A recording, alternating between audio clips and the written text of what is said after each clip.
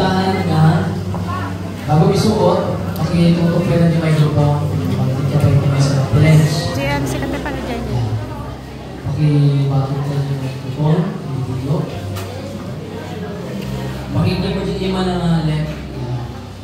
Nakalimusin. Okay. Susuburan ka, Brother Dio.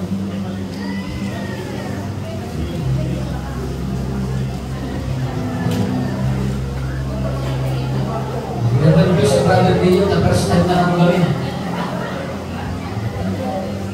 Okay, Brother Dio, sumunod ka. Bilang tanda ng aking walang pag-ibig sa'yo, ibinibigay ko ang sinsina ito sa pangalan ng Panginoong Jesus. Okay, pakisulat mo.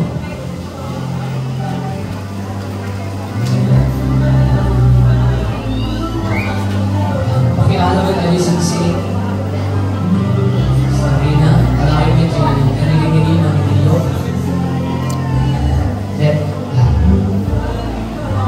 Okay, so sa'yo si Sabrina, sumunod ka rin sa isang panata.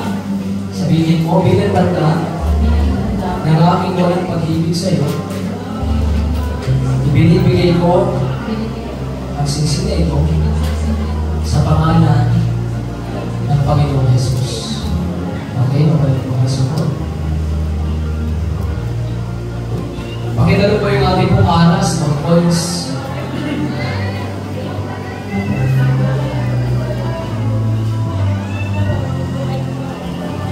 Ang simbolo po ng aras ay financial po na buhay ng mag-asawa. Sapagkat ang sabi niya po sa 1 Thessalonians 5:8, ang pag-ibig ay hindi sapat. Dapat ang lalaki ay maghanap buhay. Okay, pamidyo kami na po. Thank you, Madam. Okay, aras.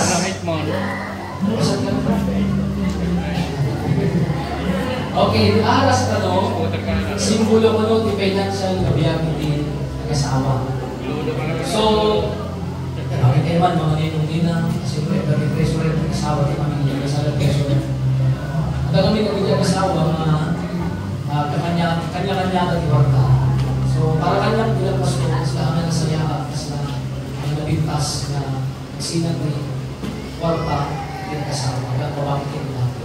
Yung talagang may misalang preso rin ng pamilya, kanya ba mas natutintas ng ipinili pera? Iti babae o iti lalaki. Parang malaki yung tina. Okay no? Babae, lalaki. Babae. Kadaling namin na ang ipot yung babae. Ay, magay mo na yung babae. Tapos dyan sa Baliwin, magaling natin na gusto yung babae. Pagkakot ng negosyo. Okay, so yung tina. Babae pa nagduro kay Abit na kamsa. Ang Ingles ay mga sila, may financial na ang mga Diyos na nakabalin, we take this moments, Lord, namamati ng tapo na ito ang masapat na kanya, ibigyan tapo na ito ng kasama. May mamati kami kasi kami tumulong ng financial na ako ang biyagda. Ipakay mo ito ang Diyos, tinyaman na magkasakulat na financially, hindi yung inirina. Mga mabless, ako na sources of income na. Kanyaman ako dahil ipagtaunan ako ipagbibiyag na. Kabindisyonan amin ako, negosyo ng ito, talo ng ito, hindi ako sa pagbagasan tanahin ng ito, maipusan ako. Nagtititi ang biyagda na napunipindik, hindi para marami biyagda, kasi nabi magkaguan, hindi magbindisyon, at biyagda ng ito yung kasabi. Hindi natin yung susunod. Amen. Amen. Praise God. Okay, mabalik yung kagawin. Pakita na po yung veil. Nagkikiamay tayo. Nagkikinig tayo mga. Nagkikinig tayo natin. Ang beta pa pa di. Kanabi dating ng marka. So, makiasis tayo. Ganda ka na kalit. Mabigat. Parito may kainin na yung rato diyo. Sabi na. Gamit ang saga. Ang velo po ay sinisimulo ng magpapasama. Kasi dati eskwela lagi yung bing saka ada eskwela lagi yung bing tapos sulat ang trabaho. Hindi maaari na ang babae o ang lalaki ang siya po nakatalukbong sapagkat siya ay nakawa ng kawalan ng Diyos. Pagkos ng magbibigay o mabibigyan bigyan ng kalungkot kaya asawang babae bilang tanda ng pagpapasabog sa kanyang asawa. Pakitala po yung ating puport. Patali. Ibig kayo man natin, okay po yan. Yun. So, pakigalutan tayo sultan. Ang tali po ay simbolo na pag-iisang dibdib ng Diyos sa kanila sa pamamagitan ng kapangyarihan ng banal na Espiritu upang sila ay hindi na kailanman maghiwalay. 1 Corinthians chapter 11 verse 3 and even Matthew chapter 19 verse 6. Praise God. Okay, so pakialis na po yung ating po tali at cord.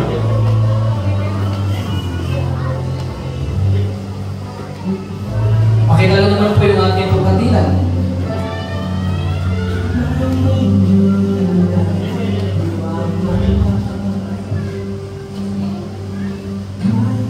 Ano ba tinandigan tayo? Okay, simbolo may kandila. Makita yung kandila ang kandila na mabasin. Dami kandila na okay. Makikita lang po nila. Okay, mapaliwanag lang natin. So nakita niyo po, ang kandila na sinisimbolo daw ng Proverbs is the Spirit of God. Pero wala po ito sinti, kaya kailangan po ito ng apoy. Ang sinisimbolo ng apoy, pero wala niyo po ng Espiritu ng God.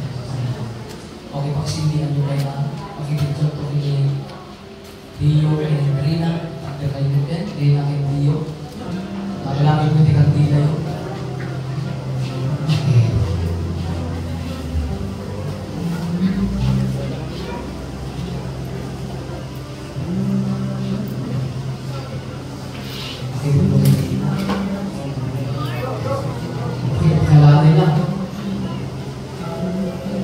Okay. Ano po simbolo na tigandila para magandang asawa? Ayaw hindi. Makita yung mas tatatagta. Now, mas tatakalakas. Spiritually. Lalo tatatag ni Lord. Kaya God Christ ka, matatagta. Tatatag ni ako, ibig sabihin na kaya na aming pagsubo. Pero ang dagal ni Panawan, ang pagsubuin hindi pagkatapon ito maglalagay sa kanyata. Simbolo na kailang nakaabang itingyara. Pakipatay mo ang dati Dio itinghandina. Hindi brother din yan. Okay, patay mo. Okay, kasalumayan nung nakapagsutan ni Brother Dio, halimbawa, trabaho, nag-negosyo, bankrupt, bibihang ka ng click, negosyo may bawin na. Ano yung mapasama ka na ng depress, distress, hindi mo mag-wet, nagkapso, nagtumapay ang pakamatay, losses of business, scam. So pag mayroon na asawa na rin yan, hindi na tumit yung palakas na kayo na kung tulalaki suna, pero dumang tinakas na nagkaputi. Pagkasindihan mo man sa sarili na, ikandila ni Brother Dio. So ganyan po mag-asawa. Give and take po sila. Kami po ng mga lalaki, hindi po palagi malakas kami. May mga pagkakataon, hinagin kami sa mga pagsulong sa mga. Kaya may asawa kami. Pakipatay din yung sindi, nagkandila na sa sarili na. Sa tawag na babae, kung may ipalawan ka, nagkaksyon, pakaba, ipalulot, di babae, emotional, di babae. So, hindi na kasama, kailangan natin tilakas. Tata, nagkakulat na asawa na, na isulidiyo, isulat kung may limang palakas na nana, pakisindahan na ng liyo.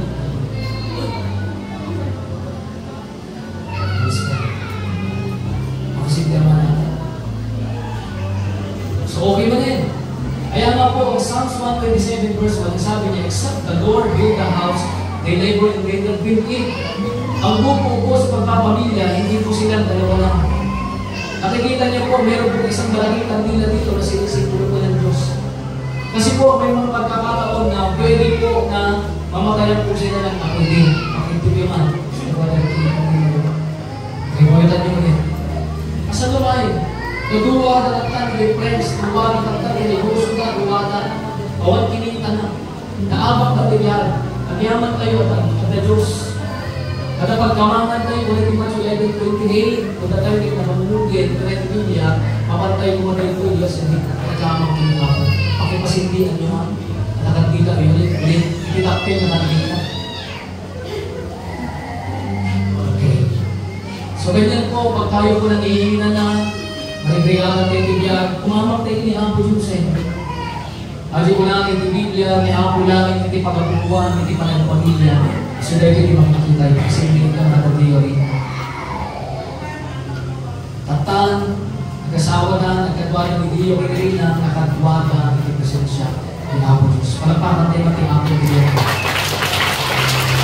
Okay, so, magpapakita na tayo ng dila. Sabihin kayo ng Diyo.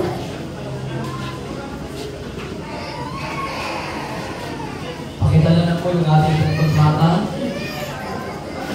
Ito na po yung legal contract. Okay. So, dapat po italungan nino. Mabay kayo po sa mo. Mga witness, hindi pirmahan po ito yung hinahanap yun. Tatlong ninang po at tatlong ninang. Pito-pito atay nga manay. Bigyan ng isang talungan nino. Talungan nina para makakali. So, mula sa ito may mga tayo.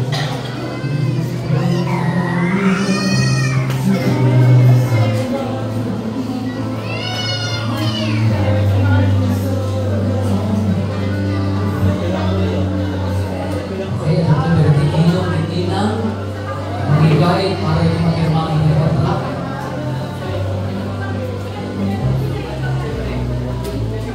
Magigay tayo sudan mga nino o kanina o sabay makita o makita.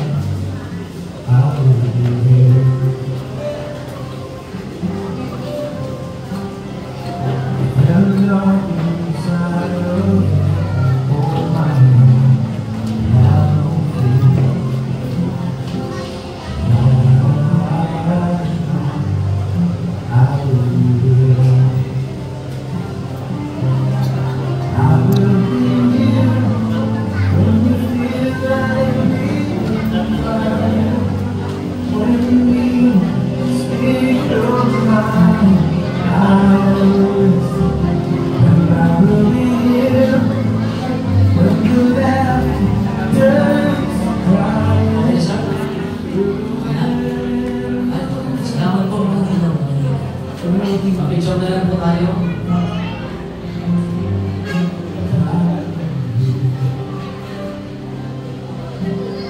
So, wasagyan, palakpakan po natin.